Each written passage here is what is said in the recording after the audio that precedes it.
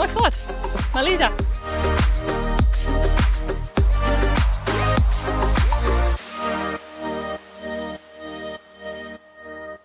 We zijn heerlijk op vakantie en we hebben een boot gehuurd in Langweer.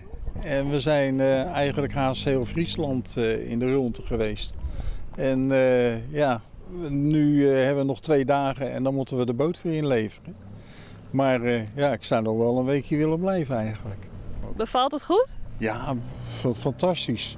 En gelukkig het weer is heel erg meegevallen. Prima bevallen, prima. Ik zou ja, eigenlijk volgend jaar ook weer terug willen. Maar misschien dat we een andere gemeente of een andere provincie proberen te doen of zo. Ja, en jullie hebben een mooie grote boot gehuurd. Jij hebt er ook al op gevaren, toch? Ja, bij deze boot heb je geen vaarbewijs nodig. Dus ik mag ook varen als 16-jarige. En ja, erg leuk. Je moet wel overal op letten, op de andere bootjes, op de wind, op de stroming.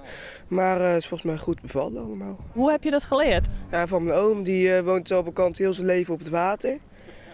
Dus die heeft heel veel dingen bijgebracht en hoe het best rechtdoor kunnen varen. En ja, hoe we door de sluis en door de brug heen komen, dat heeft hij allemaal bijgestaan. Voor herhaling vatbaar met de boot op vakantie? Zeker, heel leuk. Ja.